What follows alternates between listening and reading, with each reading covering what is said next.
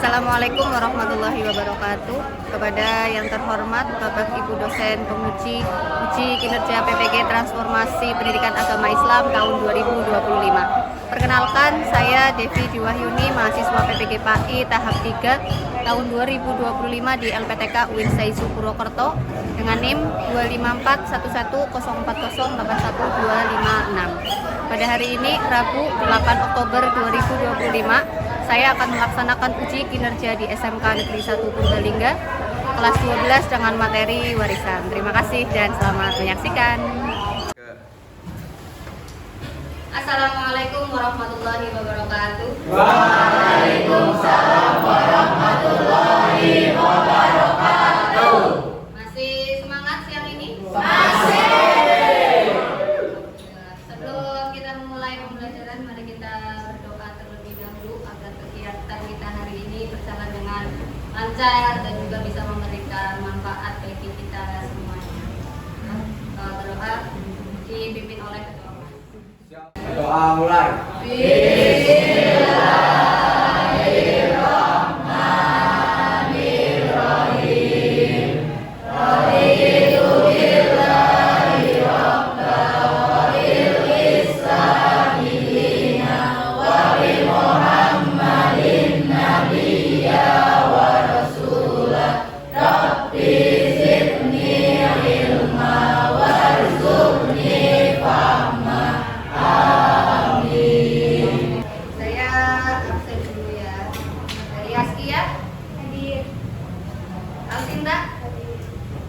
Aldoni, Alesia, Almira.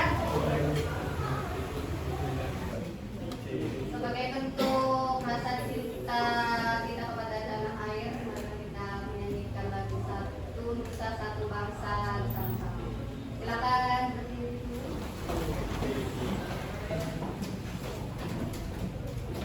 Kita bela bersama. Satu nusa, satu bangsa, satu bahasa kita. Tanah air pasti jaya untuk selama-lamanya. Indonesia pusaka, Indonesia tercinta, nusa bangsa dan bahasa kita bela bersama. Supaya pembelajaran bisa berjalan lebih nyaman, coba kita perhatikan ke sekeliling kita, bawah kita, samping kita, belakang kita, kira-kira ada sampah atau kira-kira barang-barang yang dapat mengganggu berjalannya proses pembelajaran. Sudah bersih? Jelas lagi nggak ada sampah? Ya, kalau dengan suasana kelas yang bersih untuk membuat kita belajarnya jadi nyaman tambah semangat juga. Meskipun ini di jam-jam terakhir masih semangat kan? Untuk menambah semangat kita di siang hari ini, kita coba tepuk anak soleh. Hafal kan tepuk anak soleh?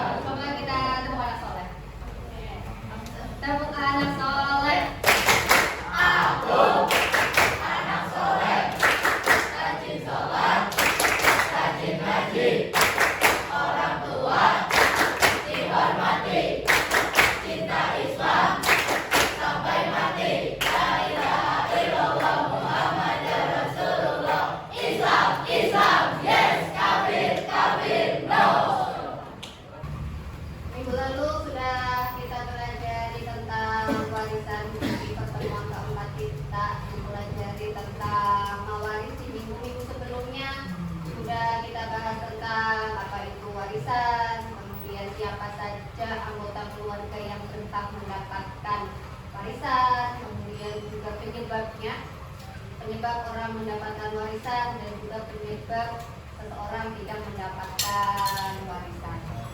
Sebelum kita mulai ke materi selanjutnya, saya memiliki satu pertanyaan.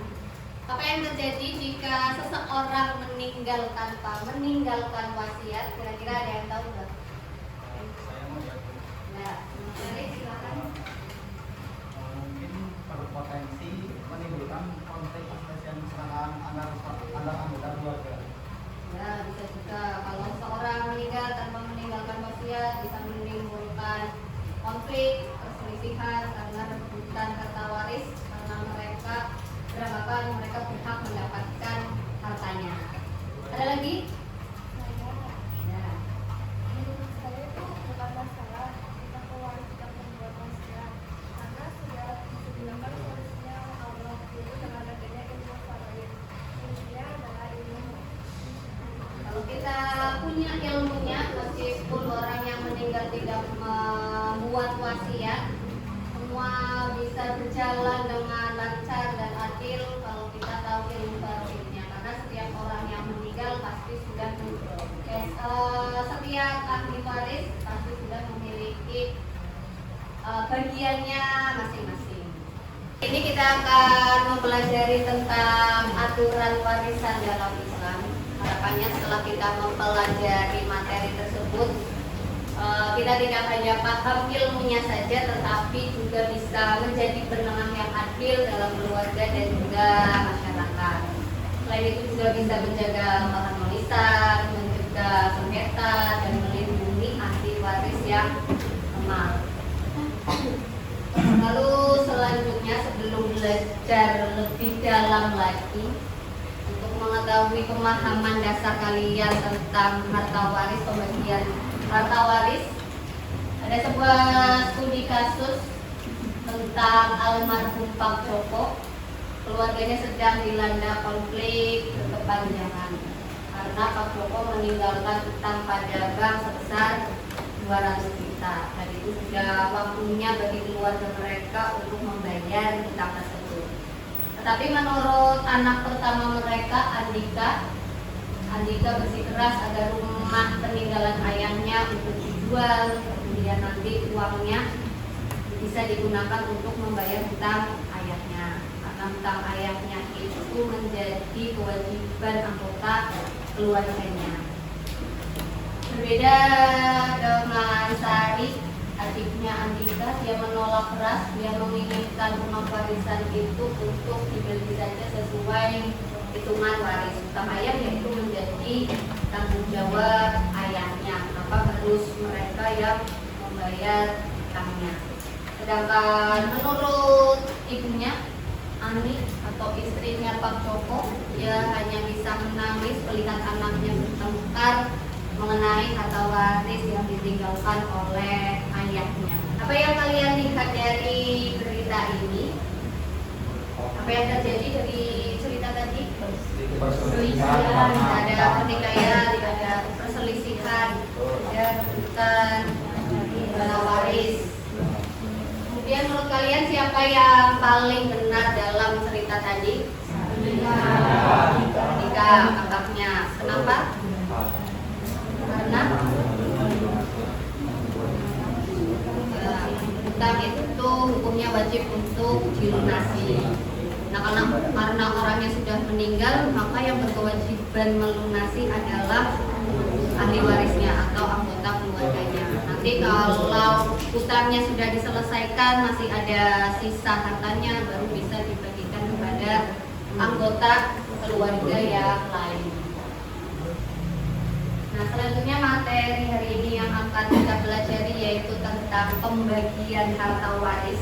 Kemarin sudah kita pelajari siapa saja yang berhak mendapatkan warisan. Kemudian kalau ini berapa sih jumlah yang didapatkan, nominal yang didapatkan, bagian yang didapatkan oleh tiap ahli waris.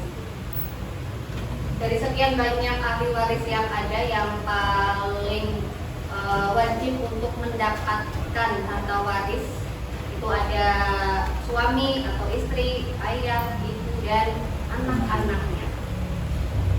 Nah, berapa bagian istri yang diterima apabila si suami meninggal, kemudian mereka memiliki anak, bagiannya 1/8. Sedangkan kalau mereka tidak memiliki anak, bagiannya 1/4. Beda ketika istrinya meninggal, kemudian ahli warisnya ada suami, si suami akan mendapatkan bagian 1/4 dari harta waris yang ditinggalkan oleh istri apabila mereka memiliki anak.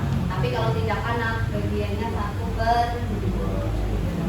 Sedangkan kalau anak perempuan tunggal dapatnya 1/2, setengah dari harta waris yang ditinggalkan oleh orang tuanya. Kalau anak perempuannya lebih dari 1, 2, 3, 4, 5, yaitu 2/3. Berbeda dengan anak laki-laki. Kalau anak laki-laki dapat asobah atau sisa setelah dikurangi untuk bapaknya, untuk ibunya, atau anggota keluarga lain, baru untuk anak laki-laki. Beda lagi kalau anaknya campur, dalam satu keluarga anaknya ada perempuannya, ada laki-lakinya, maka mereka juga mendapatkan sisa, baik laki-laki maupun perempuan. Hanya saja anak laki-laki mendapatkan 2 kali lipat lebih besar daripada anak perempuan. Kalau anak perempuan dapat warisan 100 juta, maka anak laki-laki dapat 200 juta. Kalau anak perempuan dapat 1 miliar, anak laki-laki dapat 2 miliar.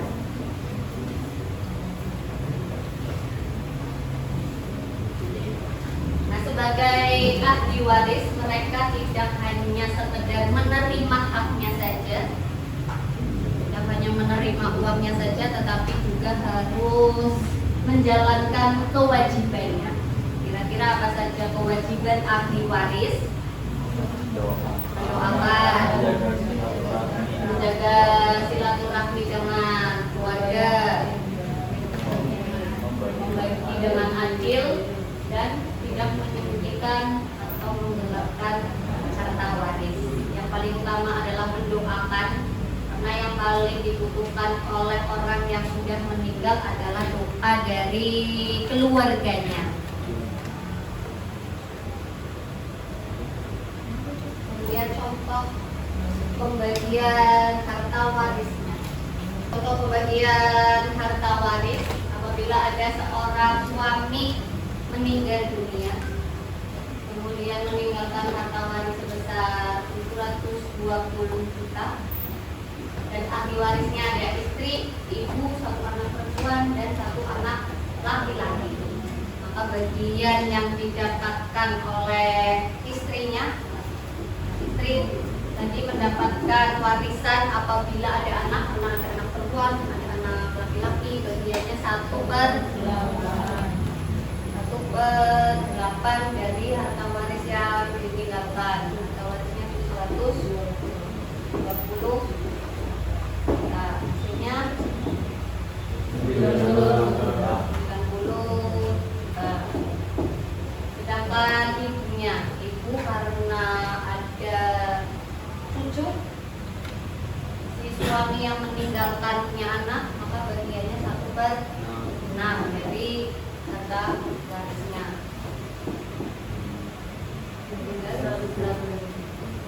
12 ditambah 90,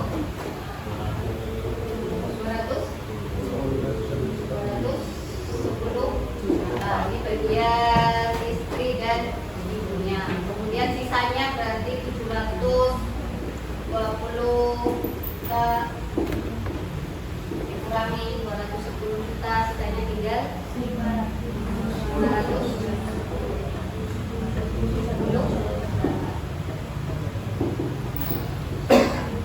Nah, nanti ini 510 juta yang akan dibagikan untuk 1 anak perempuan dan 1 anak laki-laki. Meskipun perempuannya 1 anak perempuan seharusnya dapat setengah, tetapi karena punya saudara laki-laki, maka jadinya anak perempuan dan anak laki-laki dapatnya sisa 510, tinggal dibagi berapa? 510.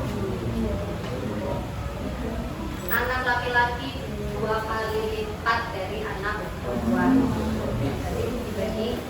Udah ya. Hasilnya 510 sudah dibagi 170.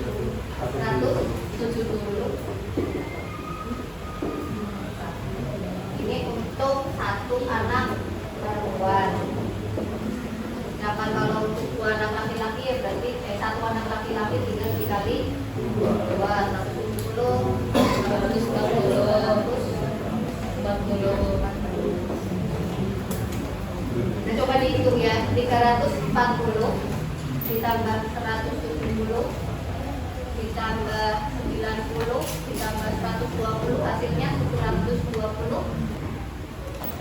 Itu kira-kira materi yang kita pelajari hari ini. Kemudian saya memiliki LKPD mengenai studi kasus tentang warisan, mulai dari studi kasus yang sederhana sampai studi kasus yang kompleks. Silakan dikerjakan secara berkelompok, kemudian nanti bisa dipresentasikan jawabannya. Ada 5 pertanyaan mengenai cara menghitung waris, kemudian tentang studi kasus juga, tentang keluar konflik warisan keluarga.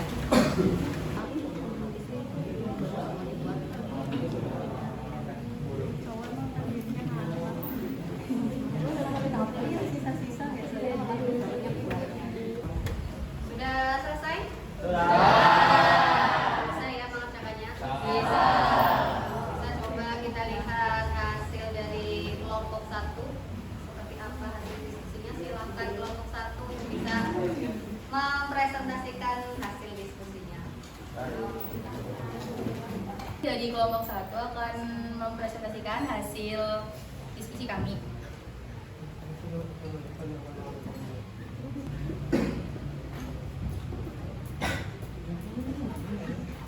Jadi pertanyaannya itu, Pak Arku meninggal dunia. Ia meninggalkan harta sebesar 24 juta rupiah. Ahli waris yang ditinggalkan adalah istri, ibu, bapak, 1 anak laki-laki, dan 2 anak perempuan.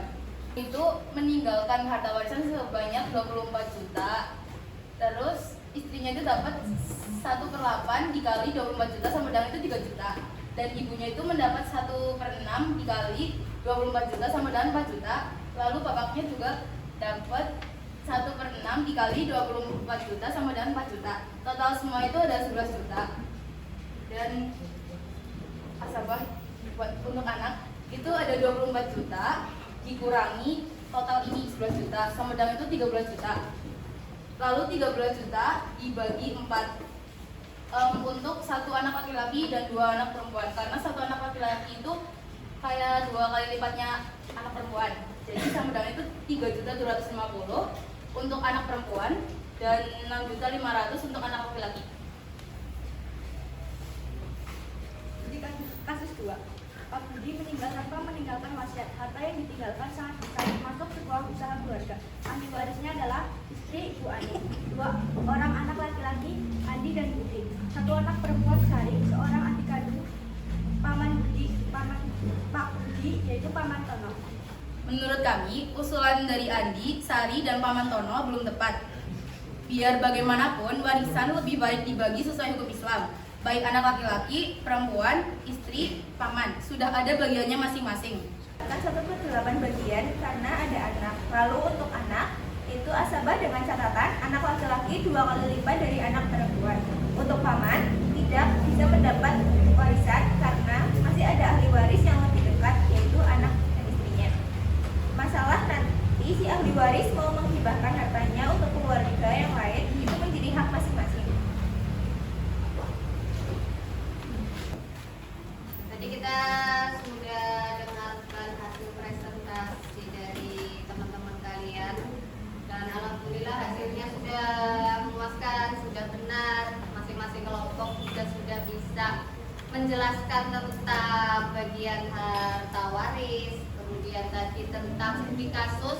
Juga kalian sudah bisa memahami bahwa setiap harta waris yang ditinggalkan itu tidak bisa langsung dibagikan kepada ahli waris. Mau dia punya peran yang besar atau tidak bagi orang yang meninggalkan harta waris, tetap saja setiap orang sudah memiliki bagiannya masing-masing. Itu kira-kira materi yang kita pelajari pada pertemuan hari ini. Selanjutnya apa yang kalian dapatkan dari pembelajaran hari ini?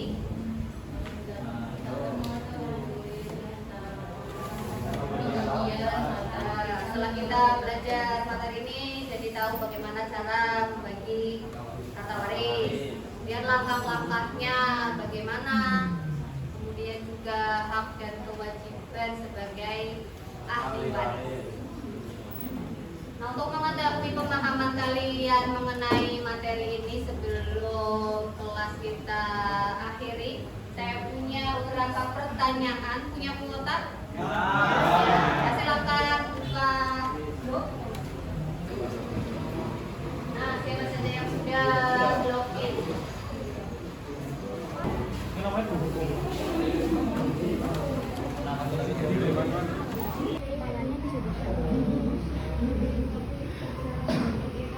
Juga mau ganti orang. Aku kan nggak nama lain.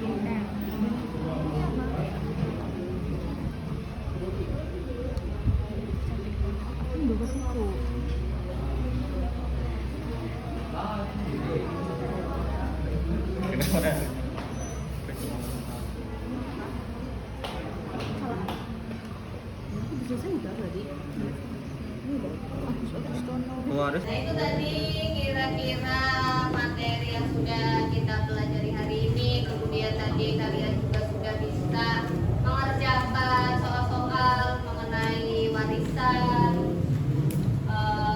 dan menjadi ahli waris. Itu tidak hanya sekedar menerima haknya saja, tetapi juga harus memikul kewajiban. Nah, memahami materi ini akan mencegah konflik dan juga membuat pembagian warisan jauh lebih dekat. Itu kira-kira materi hari ini, dan materi selanjutnya yang akan kita pelajari yaitu tentang organisasi Islam di Indonesia. Ya, tadi ada NU, ada Muhammadiyah, ada DI, ya, ada Sarekat Islam, ataupun ada yang lainnya lagi. Mungkin itu saja pertemuan kita pada siang hari ini. Kalian juga sudah mau menunjukkan pukul 2.50 waktunya kita pulang. Silakan siap-siap untuk pulang.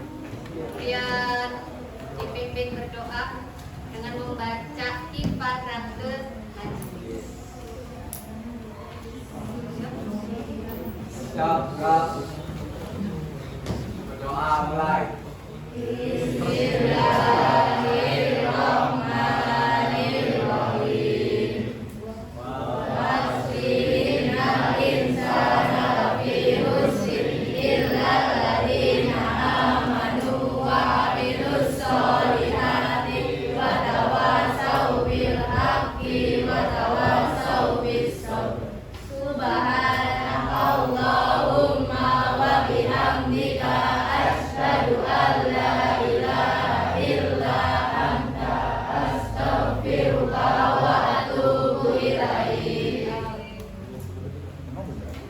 Saya akhiri pertemuan hari ini. Wassalamualaikum warahmatullahi wabarakatuh. Wah.